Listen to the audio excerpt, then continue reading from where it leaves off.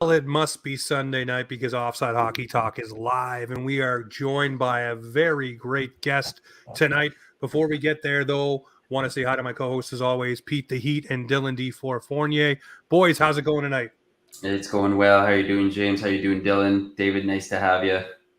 Not too shabby. And How there are you you go. guys? Pete just touched on it. There he is, Mr. David Morassutti. You hear him all the time on the Locked On Leafs podcast. It's a pleasure to have you on, man. Pick your brain here about the Maple Leafs and talk about the team that we all love. Everybody's got a jersey hanging behind them, so it seems like we're in good company. Oh, I appreciate you guys reaching out. Yeah, I mean, coming off watching the Canadian Open, I'm a big golf guy, so watching that to this podcast, what a way to transition, guys. Listen, I don't know. We're not as good as, the first Canadian winning in I think it's 54 years. But almost 70 years now. Almost 70. Wow. All right. So yeah, we're not that big, but we're a pretty big deal in these parts.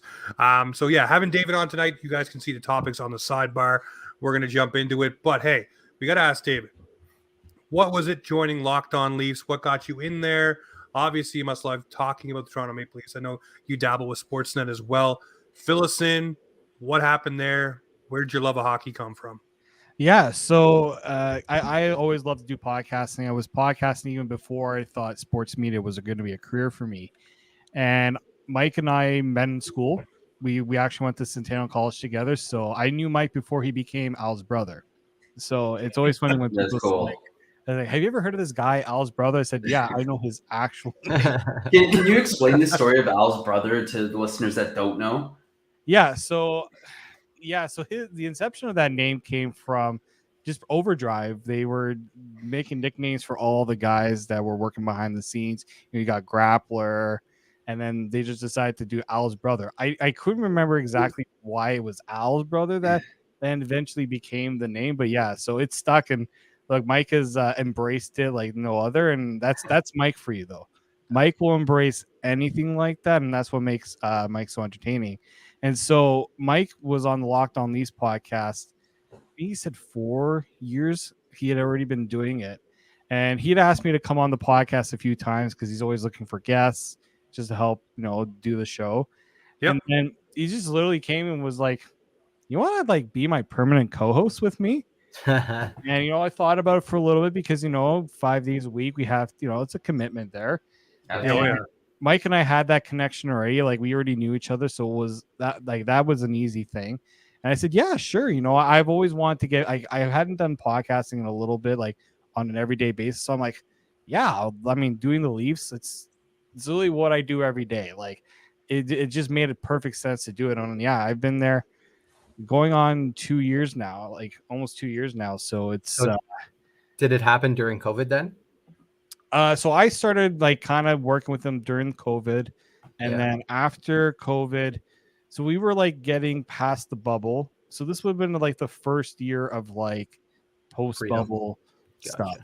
So when I kind of joined on full time, and yeah, so it's been a crazy ride. It's I didn't know where this podcast was going to go. We didn't have a YouTube channel really when it started off. And now we are we're the second best NHL channel on the network behind the Senators, who have had a way bigger head start than we did on doing this. So we're trying to catch them. It's going to take a little bit of work, but yeah, that's kind of how the whole thing came about. Yeah, you guys are buzzing on YouTube, by the way. Shout out to you guys for building that. Every episode just hammering it a little bit more, getting closer to the Sens. I love it. You guys will surpass them very soon too, so don't worry about that. We do very well on the views. We're kicking their butts. Subscribers, we need a little bit of work there, but views, we're beating the Sens right now, so I'm happy about that.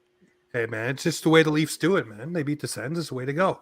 I want to get your thoughts. Obviously, the playoffs. They're a little bit behind us now, but we finally won a round, got into that second round, and it looked like the wheels kind of, I wouldn't say fell off, but it didn't seem like the same team that got that emotional high in the first round, then into that second round. I'm wondering for you, what changed for the Maple Leafs in your opinion? And really, who was a guy to you that just didn't seem himself going into that second round? Yeah, you talked about it right there, the emotional high. And, when you get onto that emotional high, trying to get yourself back even keel and just being like, okay, that's in the past. Now we got to get back on track and do this all over again. And the other issue was that the Panthers were on an even bigger high because of what they had pulled off. Yeah. And they had that belief. The Leafs had the belief too, but I just feel like they just didn't have all the ingredients that were needed to be the playoff contender that they need to be, right? They made all the right additions, right? Physicality on the back end, up front. Goaltending was pretty good. Goaltending wasn't an issue. But then it's your stars, it's your best players coming and putting out their best every night. The Leafs didn't get that, right? Okay. Austin Matthews, he didn't look very good. I thought Austin Matthews turned a corner in that series against the Tampa Bay Lightning, where he willed them to victory when they were down 4-1. Yeah. Right? I thought that was their opportunity to finally get the Austin Matthews we've been waiting to see. And even the elimination game 6, he scored that goal, right? The goal, and you just like, okay, here we go. It's starting to happen. And then it just reverted back to a team like Florida who decided to bring that aggressiveness and make life hard on them. And they couldn't find that mindset to just push through it like you're seeing with Vegas right now. The Leafs just didn't have their star players push through it. And it was too late, right? William Nylander, in game 5 was amazing. But where was that, games 1 and 2 at home, right? When you lose your first 2 games at home, that puts you behind the 8 ball so much, just like it did with Carolina. It's that it was just that not rising up and realizing, you know what? Yes, Florida was doing a lot of good things right, but the Leafs were the better team. Like you're looking at what Vegas is doing right now to them, like that's what the Leafs should have been doing to them. The unfortunate part is that the cohesiveness of the team just wasn't there, and it starts with the stars. Unfortunately, the guys who get paid so much, it just wasn't there for them. I want to ask you a question. I have a theory about Austin Matthews, and it goes back to that fight with Steven Stamkos and that wrist.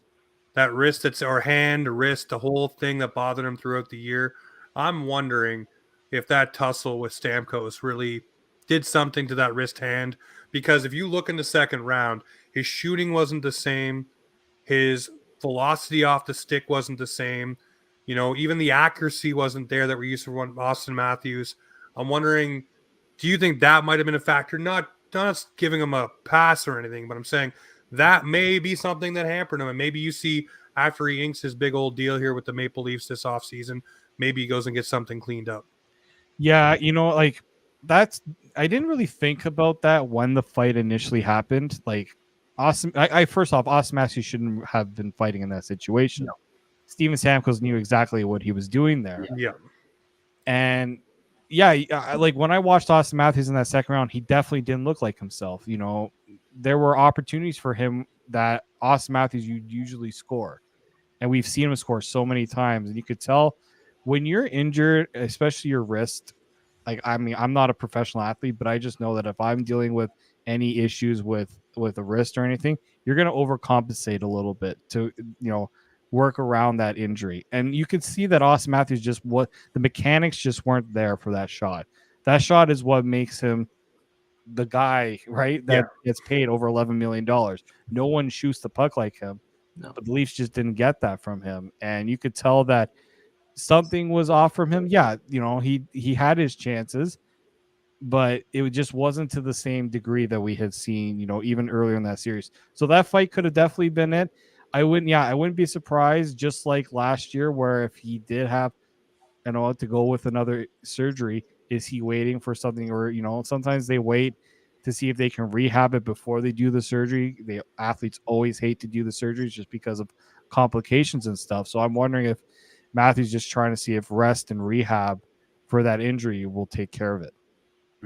Let's stay on the topic of Austin Matthews here. I mean, he's obviously coming into a contract season. Do you have any predictions what he's going to sign or when he's even going to sign? Is it going to be something before the summer, mid-season? Or sorry, not before the summer, mid-summer. Do you have any predictions on that? Well, yeah, there's no way that this is going to get to the season. So anybody who's worried about, Austin Matthews doesn't seem like a person that wants to be answering questions. He's been answering those questions well before he's even allowed to sign an extension. Yeah. So it just doesn't scream to me a situation he wants to drag on. No. And I know people are just like, oh, now with, with everything that's gone on with Kyle Dubas, it just changes the timeline. Well, no, not really, because you're hoping that the guys you've had in place, like Brandon Pridham, have already kind of been working around what exactly the number could be and they can offer. So I wouldn't be surprised if they, if things start to get going with the front office and they really make this a priority like they say they want to, that this happens relatively close to that, when they can actually announce the extension. Like Nathan McKinnon didn't wait too long before he got the number. It's like, it's not that hard of a contract. It's Austin Matthews. He's going to be paid a lot, right? This isn't like you're going to try to, you're going to try your best to make the right, term and cap, cap length or cap AAV, but you also you're not going to be trying to say, hey, you got to take less than what you did before. Like that's not even going to be in the realm of possibility for the Leafs with this one. So I feel like this should be an easier negotiation just because how important it is for the franchise. Yeah. That's now, what would you say, Austin Matthews? A lot of people want him to sign the max deal. I've sat on this show many times and said, you know what? I think he's one of those new breed of NHL guys who want to maximize his earning window and be able to do another big contract in 4 years, before he hits that golden age of 30, when people start to get a little hesitant for doling out big money for guys. So I'm not against Austin Matthews doing it. You see it in other sports all the time. Guys end up staying with the teams they're with, but they just do it to get their higher percentage of the cap. Do you see Austin Matthews going short here or long?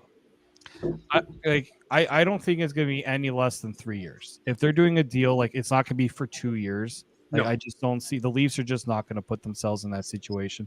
So I think it's a minimum of 3. I can't see it going past 5, just because Austin Matthews and his representatives know the cap is going up. Once that escrow is all paid off, the cap is just going to keep going up, and where the money always goes when the cap goes up is to the star players. He just saw what McKinnon did. Yep. Yeah, I understand that fans are probably frustrated that it's not 8 years, but you know what? Like some guys are just content with getting that term. I'm not one of those people that feel like players should do that to themselves. Like, do you think Nathan McKinnon, do you think Connor McDavid was happy about 8 years, knowing now what he probably could get on the open market, knowing the salary cap's going up? Now, Connor McDavid will get another chance to make a lot of money. But you know what? I'm sure a lot of front offices, when they see what Austin Matthews does, they're going to be a little worried about their own stars. They decide, you know what?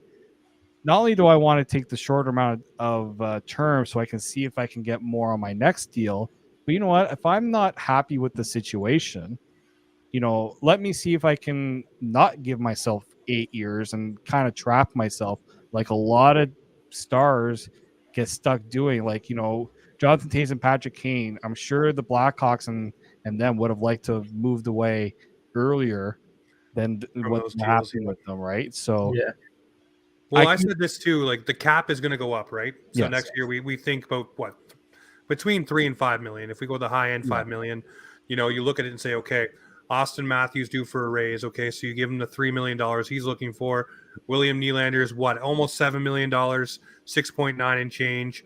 So you move him up $2 million to get him to $9 million, like a David Pasternak.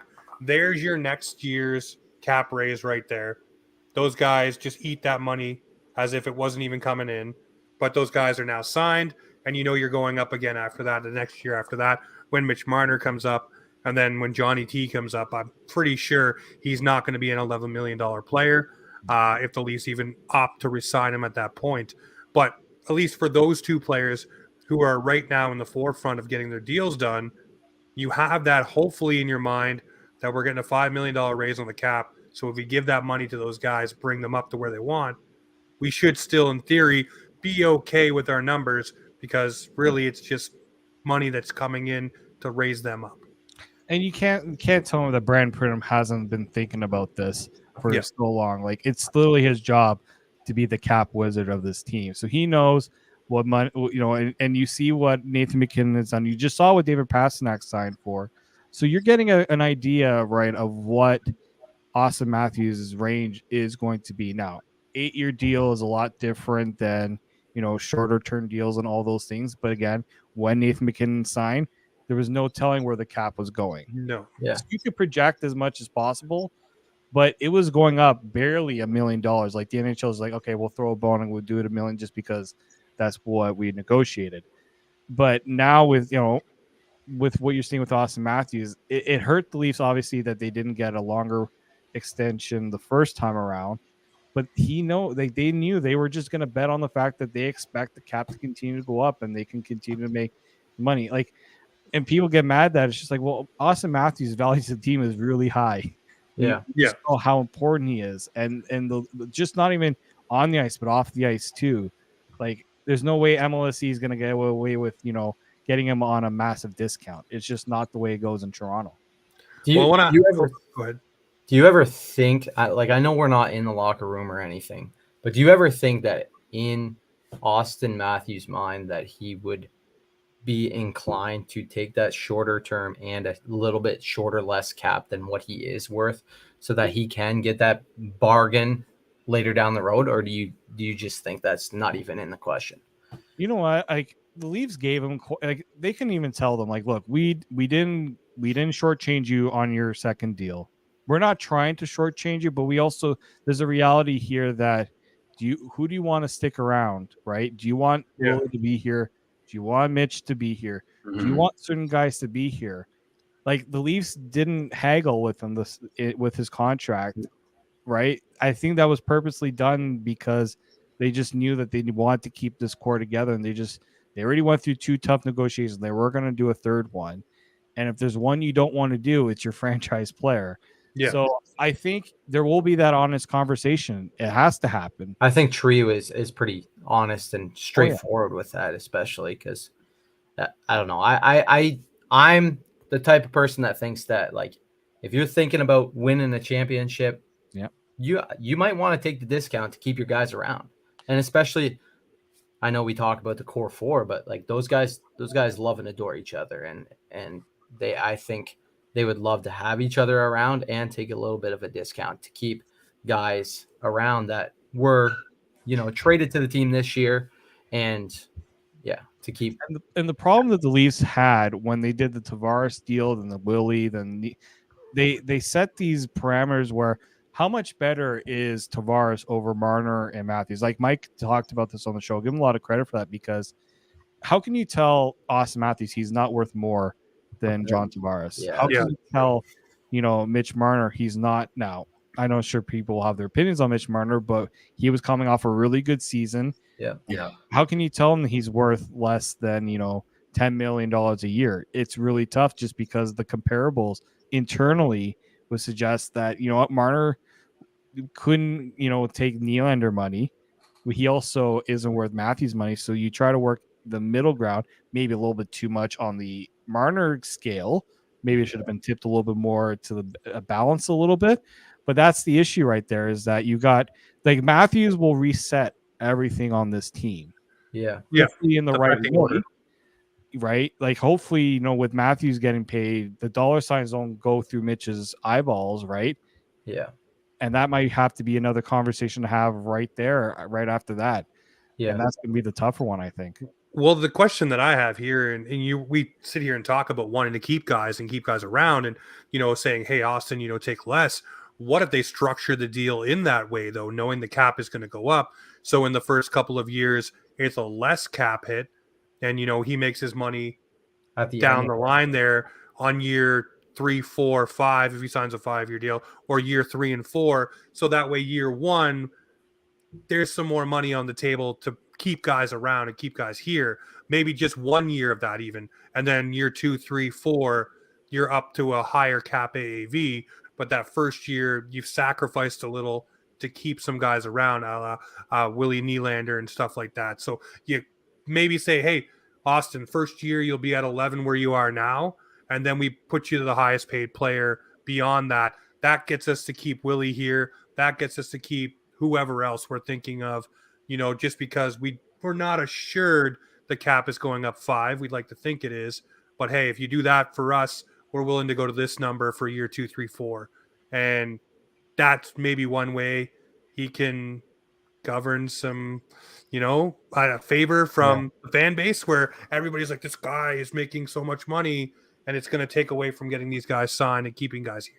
Yeah. I think what Matthews will potentially do here is like, okay, this is what I'm looking to get. What number are you comfortable to offer? And there's probably going to be some way to, get some middle ground here, right? Yeah. I don't see the Leafs asking Matthews to do anything like that. What they're going to obviously do again is likely do the signing bonuses and structure to ensure that he's maximizing his earnings, right? To ensure that we don't have this discussion about taxes and stuff like that. Because I know that was a big one. But I mean, Auston Matthews also made a lot of money in other ways just by being in the Toronto market. Oh, hell yeah. That tax thing kind of worries me. Yeah, I don't know if you guys seen the I article. heard about it on Globe and 30 Mail. Quick Thoughts, I think, or something like that. Something about the Canada tax. They went after Batista there. Yeah. Oh, So really? I'm sure now the thing is the agents are smart about all this, and if you have a good money manager, that shouldn't be as big of a problem, especially for someone like Auston Matthews who has residence in Toronto, right? He has his place, things like that. I think the NHL has figured out ways to make it work. I think I can't remember who it was. There was an age. I think Chris Pronger kind of discussed this a little bit. I think Alan Walsh kind of brings the agent side to it, which I think is good. I don't think that's going to be too much of an issue when it comes to the taxes. Yeah, the Leafs have to worry about the tax structure and all those things, and that's why they're able to do the contracts the way they do it to ensure that the players aren't getting as big of a hit. Yeah, in the long run. So I don't think that's the issue. I think what the Leafs' big problem will be is figuring out what's the right term to get Matthews done for, and just making sure that AAV doesn't, Kick him in the screw butt them later. too much with the other contracts that they have to get done. Okay, well, let's switch gears. We talked a lot about Auston Matthews. Let's quickly touch on the other guy that we brought up a couple times, and that's William Nylander. I'm wondering for you, Dave, do you bring in Willie Nylander again? I would like to see him back if he's the guy that we saw in Game 5. That's the kind of guy you want to see. He was pretty beast mode a lot more this year. His 200-foot game looked a little bit better than it has previous seasons. Some people say maybe he's starting to turn the corner. He still is not a guy that'll go in physically and battle too much or throw hits or all that kind of stuff. We know what he is. What would you be comfortable seeing William Nylander come back on? He probably would take a longer-term deal. A lot of people seem to say that David Pastrnak may be around the money that he gets, with the adjustments. That's a tough one there because, Nylander isn't Auston Matthews in a lot of ways. He isn't even David Pastrnak, right? He's not given that prime offensive role that other guys on the team are getting. So I think the important thing to remember here with Nylander is that he's never really desired to leave, right? Yeah, he had a really tough negotiation the first time. I think that was some bad advice that he got a little bit from the agent, and I think Kyle Dubas also just mishandled that a lot. So I think when you're looking at Nylander, again, it's the comparables you have to do with him, right? He had a really good year. But there are still parts of his game that you wonder, can he be that guy in the playoffs? We see it in spurts, but we don't see it enough where I'm comfortable giving him double digits.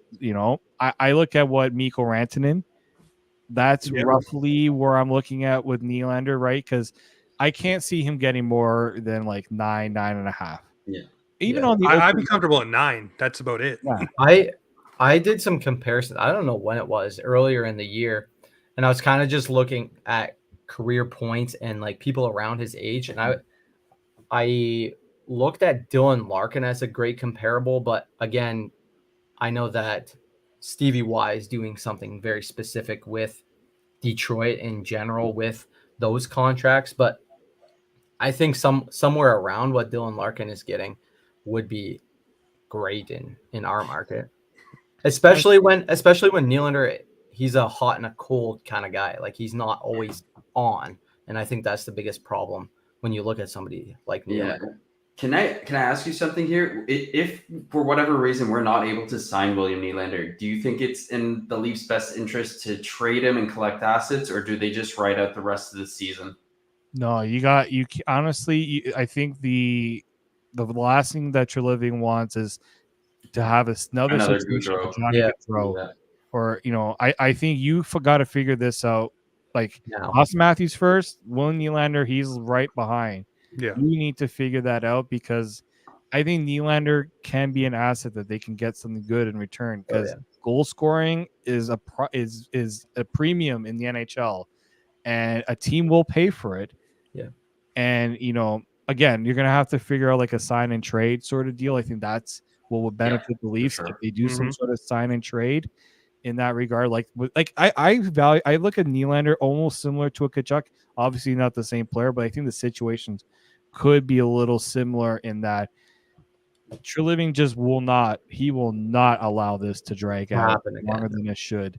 No. And so I think you can see a situation where if they feel the number isn't right and Nylander's just going to play hardball with them, they'll look to move him. I think if you're going to look to move a guy, it's probably going to be him. And there are going to be teams that will call. And I think the Leafs, it'll be tough because of that 1 year left, right? Because you have to make sure that whoever you're trading to, he is going to stay there.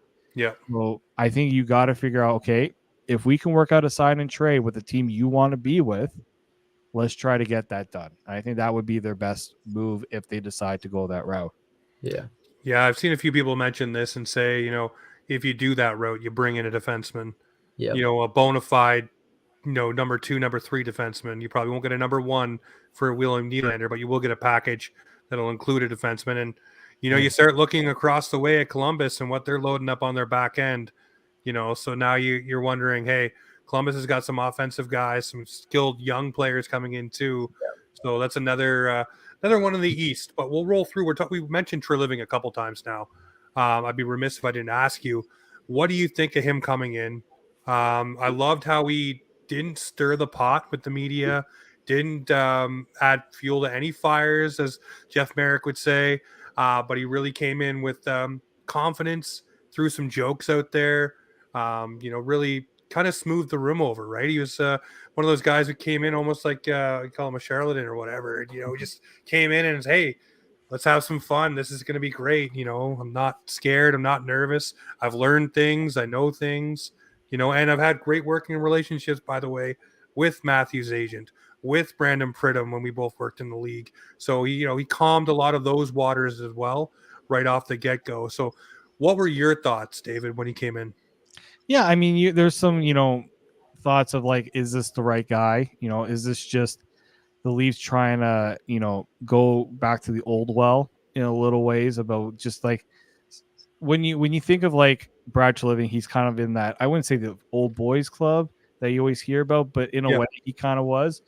So there's a little bit of concern of whether, you go from a guy like Kyle Dubas who did things one way and going to Brad Treliving and who does things a different way. And always that thought of what happened in Calgary, you get worried, is that going to happen in Toronto again? And I think you nailed it there because he learned a lot from his time in Calgary. And I said it on the podcast. I said, Brad Treliving in Calgary is probably going to be a lot different with Brad Treliving in Toronto. Oh, yeah. The Leafs just can sell things a lot better than Calgary can. Like, I talked to many people out in Calgary. Like that arena, the facilities there are nowhere close to what the especially after that leaked locker room video. Yeah, well, we talked to Peter Lombardius about that. Holy smokes. It's not great, right? And so there's that, the full backing of the board, Brendan Shanahan, the relationship there. But what I liked about Brad Treliving is, he doesn't let the media phase him. I've watched my fair share of Brad Treliving press conferences. He's had to deal with a lot of situations, and he doesn't let emotion. And now this is some people might see that as a shot at Kyle Dubas, kind of is in a little bit, but with Brad Treliving, there is an even keelness to him, and there's a willingness to not sit on your hands with the situation. Like, I applauded him with as well as he did with that Matthew Tkachuk trade, because it didn't work out, in the way that they might, because you see what Tkachuk's doing with Florida.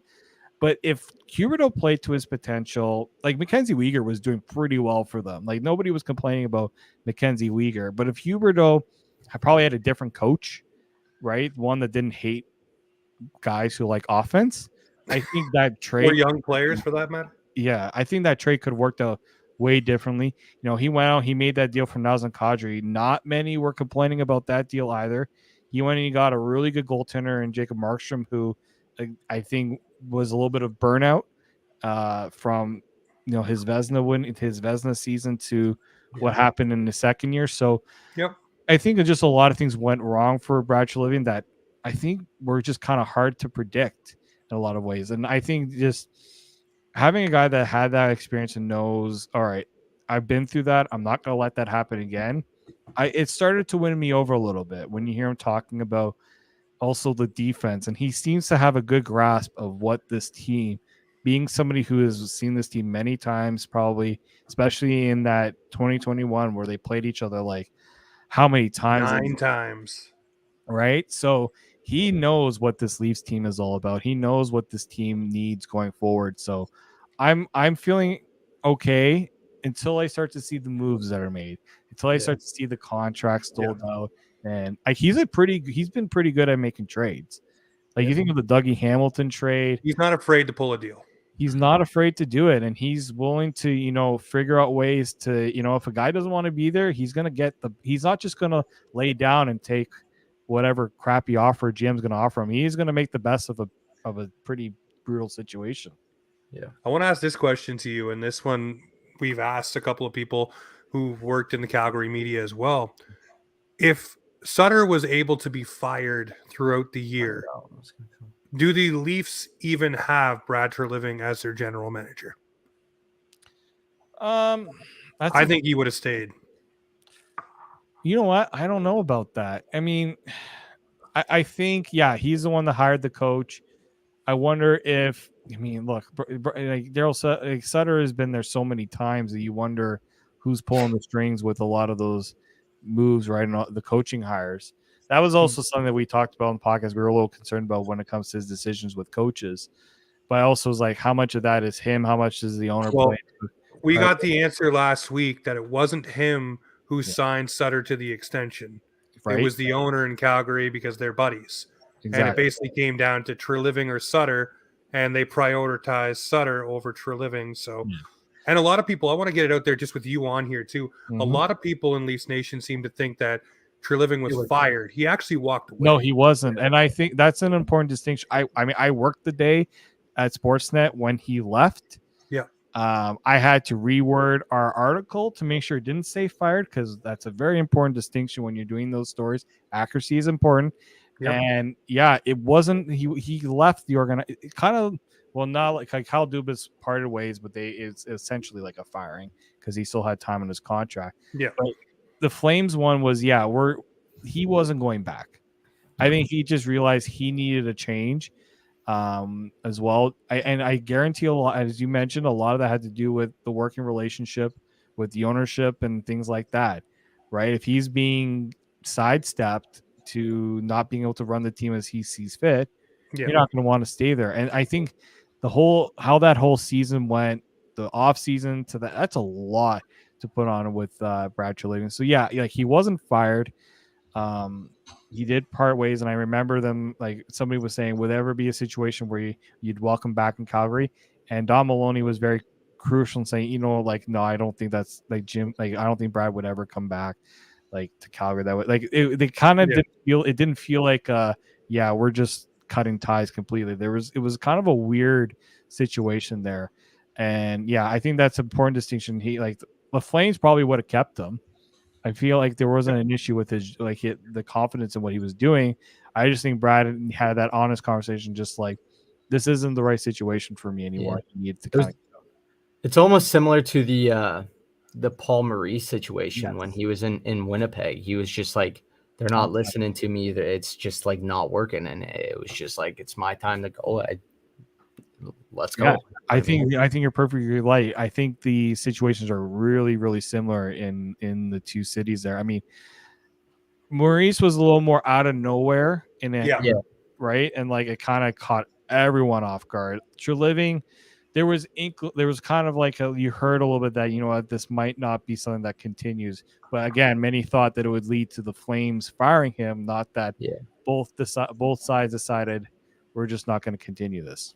One can only hope that the move leads to the same situation with what Paul Maurice is doing. So the question I have then for now for Treliving for the coaching staff, we all know there's a vacancy there, and there's also an AHL of the Year coach 2 times in a row named Mitch Love sitting there in waiting. Everybody thinks that Sheldon Keefe will probably get a small extension here for Treliving to figure out what's going to go on with him. But if you're Treliving and you know this coach and you know what he's capable of, do you not fill him into that spot where Spencer Carberry was and have that guy on your bench, someone you're familiar with who can come in and work there and work with you and really maybe your heir apparent to head coach if Sheldon Keefe doesn't work out? Yeah, I think I mean a lot of GMs do that. They kind of bring in a guy that they want, and a lot of times when that head coach is fired, it's convenient that that guy takes over. I think you got to be very, very careful about that in Toronto because that rumbling will happen, and you just don't. It's so different because the Toronto media will just push and push it, right? Well, it happened with Keefe and Babcock. Exactly, right? You know, it wasn't even, and Keefe wasn't even on the staff. He was in the AHL, right? He was in the AHL, but when you're that close, when you're just a quick cab right away in a lot of ways, well, in this case, they were in Phoenix when it happened. Convenient. Did it. The timing of that was very convenient where they knew less media was going to be on the road, right? When they did that. Genius. A little media trick there just for you guys. And so I do think that depending, and look, the AHL one is also up for grabs too.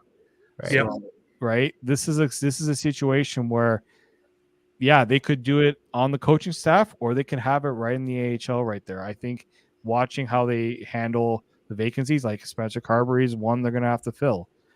And that how they do these hires are going to be very, very, it's going to be very intriguing because, yeah, I don't see Keefe going. I just don't, unless the whatever meeting they have and Ratchet is just like, nah, like I don't like what I'm hearing. I don't like the vision. I don't like where this is going. So I'm going to decide to cut bait now before we waste, right? The last thing you want to do too, when you're making coaching hirings and firings, timing is important because you don't want a situation where, I mean, at least we're fortunate when they fired Babcock that they weren't terrible, but they weren't great. So they were able to bounce back. You don't want a situation where the players have fully tuned out the coach and there's no coming back from that. I don't think Keefe's lost his room, to be honest with you. I just think right now it's just so tenuous because of what happened with Kyle Dubas, and he was Kyle Dubas's guy. But, I mean, the things that Brad Treliving has already said, and now the reports that we've heard everywhere that they are looking to probably extend him on a short extension so they don't have to pay him like they did with Babcock, who, by the way, is still getting paid until June 30th by this Maple Leafs team and will be with Columbus. The other thing I want to ask you about is a guy who did an interview this week. Everybody thought maybe he was very going weird. before, but Mr. Ryan O'Reilly made it really sound like this may be somewhere now he wants to come back and have another crack at it. I'm wondering if you got the same vibes I did, because that's what it sounded like when he did that interview on Overdrive. It sounded like he kind of liked what he had. Yeah, I think when you're like, everyone heard the season-ending press conference and was like, "Yeah, he's gone." Like just by hearing him talk about it, everyone was kind of saying that he would look at the open market. It's also one where you don't want to close the door. I think that's what Ryan O'Reilly, like, I think he probably heard the rumblings kind of after that first press conference where people was like, "Yeah, he's gone." I think he realized, you know what better way for me to leverage another team than say, Toronto's still looking to sign me, right? I'm still interested. I'm not fully closing the door there. I think there was a little bit of that. I also think, I think he also taking time to talk with his family, and they're like, we kind of like this idea of being in Toronto. Oh yeah. Right. You know, it's one thing to do it. Yeah, he probably had some time before that press conference to say something, but when you have a few weeks to kind of see where things are going, a lot of things changed since he made that last press conference till now, right? Yeah. And so I don't know if he's ever, I don't know what Brad Treliving's feelings are with Ryan O'Reilly. If I'm not mistaken, I think the Flames were looking to bring him in when he was an RFA with the offer sheet. They did, yep. Yeah, so maybe Brad Treliving had a discussion with him too, and there's something there that could work. It's one of those situations where I think the Leafs just have to realize, can they afford him based on That's the question. what the free agent market Always the can offer question. him, right? Like St. Louis will pay him. Oh, I yeah. think St. Louis has the ability to pay him, and he loves St. Louis. He's been there for so long. But there's going to be a lot of teams that are going to come calling, and he might like one situation better than the other. So Leafs just got to be very careful, how much they pay a guy who I think, yes, he did some good things, but his game is not the same as it was. No. Blowing down. No, he'd be, you know what? He'd be a good third line center. Yep. The second line guy in a pinch. But he'd be that kind of grizzled, kind of veteran guy that you want in your bottom six. Exactly. That could play a little physical, play less minutes a night, really hone his game, and get some power play tidbits as well. What number would you be comfortable in him coming back at? I'm looking at like maybe 4.5, if that. Yeah, like you got to be so careful when you're signing your third line. Like as you said, someone who's your third line, maybe second line guy. Like I heard some people saying over $5 million. He probably could very well get that. Yeah. I don't think the Leafs can afford that. No. Unless they make some other moves to fit this the cap in that way. I personally wouldn't even pay that myself. I was going to say, now that Kerfoot's contract's out of the way, just sign him to what Kerfoot had. I know, like you would really want that. I just think if that's what the Leafs offer, you got to say, this is what we can offer you. If you want it, that's great. Like a 3.5, 4. Yeah, I think 4 is pushing it. 3.5, I can live with that. I think. In a way. And if he's like, I can't go more than 2-3 years on that. Yeah. Like, 3, 4. he's not getting. I mean, he's in his 30s, right? Yeah. So you got to be very careful about how much you pay those guys. So, I think sweeten him up like you did Nola Cherry and bring Tim Hortons into the room and say, "Listen, we'll get you in for some donuts." Well, he already had a Tim sponsor Hortons. deal, right? Like I was so surprised at how quick. I think it was Osmos or something. Like it was like Yeah, it was a couple weeks. I mean, for God's sakes, I couldn't, like, those commercials were too much for me throughout the playoffs. But like the Leafs can sell him on that. Say, you know what, if you take a little less, we'll make sure you make up your money elsewhere. I'm sure they've done that many times with guys. So with Ryan O'Reilly, I say, 3.5, I could live with that, especially with the role he would play. That's the thing, right? When you're signing him, you have to envision your role from not what other teams would use him as. So I think with Ryan O'Reilly, he's got to decide. He's made a good chunk of change. What does he want the last few years of his career to be like? Yeah, I think he's also a great guy that's won the cup. There's not very many guys in our lineup that have won the cup, and that is somebody that is needed in our lineup, especially in the locker room. No, for sure, I agree with that. Well, on the heels of Ryan O'Reilly, and we're getting close to wrapping this up here, Nola Cherry, Luke Schenn, David Kampf, some pretty decent names on this roster. Those 3 players, give me your thoughts quickly on who you think would come back. Do you think we get Nola Cherry done? I do. I think so. But then again, like, you're not going to pay. Like, I think Noel Charlie knows this too. Like, he probably upped his value so much with that playoff run. Yep. But I also think he's exactly the type of player this Leafs team needs. If he leaves, they don't bring him back, like, it's not end of the world, but it's also like, you would really want to have this guy back. And I think you. Again, if to bring guys back, you might have to give up term. I don't know how much. Like, if you tell a guy like that, we'll give you 2 years, he might be okay with that. He might actually be fine with knowing he has 2 years rather than having to go and scourge out for a 1-year deal. But getting it done early is also key too, because with these tweener guys lower in the lineup, the longer they wait out there, the worse their deals are for them. So if you try to push that out to him a little bit early, maybe he'll just say, you know what, this is a good deal for me. Why risk trying to go out in free agency right now? And he's a guy the Leafs actually went after last year. Yes. But just ran out of cap room and could not get him done, which is why Zach Aston Reese became the next priority. David Kampf, staying or going? I think he's gone. Personally, I think he's gone because I think a team sees him in a bigger role and they can pay him more. I think Dubas tries to pry him away. Pittsburgh would scream like a place he'd go. I think there's just a lot of teams that will, in a way overpay for him because he has some offensive instincts, but they're going to think he's got more to offer in that regard. As a third line center, I still view him as a fourth line center just because you play him too much, it's going to eat into his defensive play. So I also think like a guy like Pontus Holmberg, you can slot into that spot and save yourself a little bit of money there. You have to start doing that. You have to start relying on some of your guys lower in your minor system to fill in these gaps. I do think that you'll see a few Marlies graduate up to the team this year. And last guy for me is Luke Schenn. Everybody loves him. I want him back. It sounds like he wants to come back. Could be gamesmanship as well. But if you gave Luke Schenn a 2-year deal at 1.5, I mean, what do you say no? We were discussing this on the next episode podcast, so a little tease and a little bit of insider here. We did discuss that. We were saying, like, what do you have to offer Luke Schenn to make sure he stays? I think the term is going to be important for him. He's not going to want to have to continue to do the bouncing around. I think he wants a little bit of stability, and I think you're going to have to offer him some trade protection too, because I think that's for him. That's what he's going to value most. And if you can do that, maybe he will take a little less money. He was just coming off of, 2 years, 1.7 total, right? You're going to have to bump that up. Mike and I were saying I wouldn't go past 2. 2 is kind of my hard because that's just you're taking Justin Hall's money and you're putting it to Luke Schenn.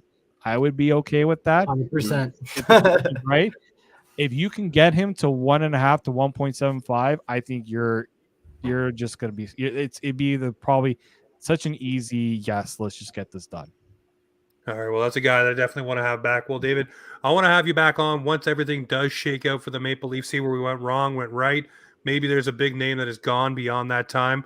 But if you're not already, go check out Locked On Leafs. Go subscribe over on YouTube. Get them past the Senators in subscribers. But, David, thank you so much for spending some time with us tonight. Hope to have you back on. I appreciate you guys having me. This was a lot of fun. All right. Thanks, David. Well, ladies and gentlemen, you know what this is right here. It's Offside Hockey Talk, where the Maple Leafs and hockey come to talk.